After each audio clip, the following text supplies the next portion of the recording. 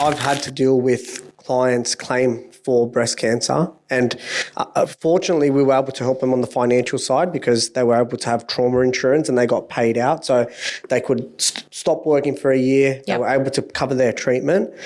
But what I'm finding now is I've had a couple of conversations, which is like 3-4 years after the event, and the mental health side of things has started to impact them, which I never saw because on social media and, you know, even seeing them in our review meetings, everything's been perfect.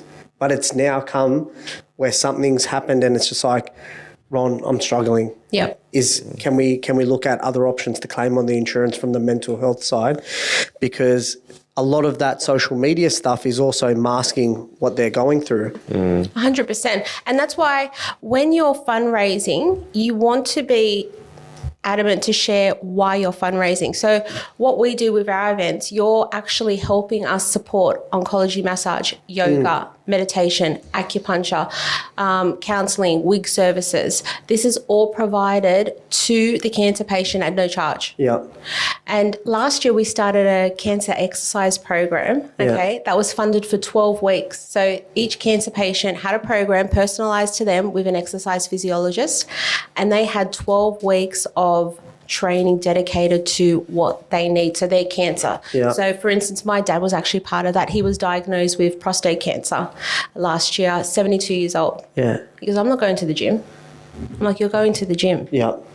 His mental health, amazing, better than before he had cancer. He's just absolutely got this new look on life. He just went on a boat cruise with me. You know, it's changed his world. So when you get cancer, you know what? I understand it can be a negative, but it can also be a positive because what can I do? How can I change? How can I, you know, change my outlook in life? You know, how can I improve my mental health, my physical health? What am I eating? I wanted to raise that actually around nutrition and water and things like that. The conversations you have with the doctor, do they give much information in the types of nutrition that a cancer patient should be having? I don't believe they do. At the wellness centre, they've got nutritionists there, and you do have the option to go and speak to them. So there's dietitians there.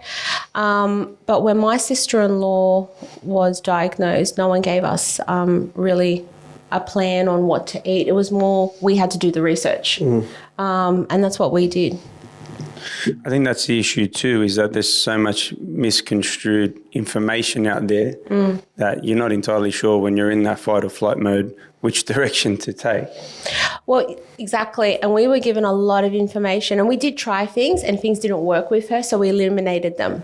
So I think that's best. Look at all your options, try them, but I think you know what works for you. Yeah, well. And then, you know, the whole journey of going through cancer, obviously, you know, it's close to my heart because I had lost my father in a similar situation, you know, 10 weeks from diagnosis to him passing.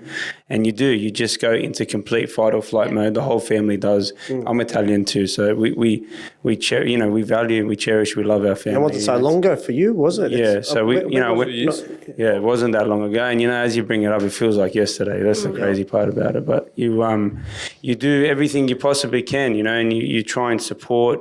And a lot of the issue that I had with my father was around mindset, because one day he was really positive and was saying that he wanted to fight, and the next day was the complete opposite, where he was, you know, giving up. And we had to sort of constantly coach him through, you know.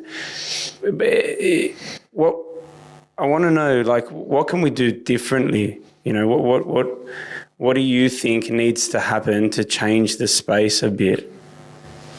It's a hard question because mindset, everyone's got a different mindset. Do you know what I mean? And you can only do so much to help somebody. It's up to them at the end of the day.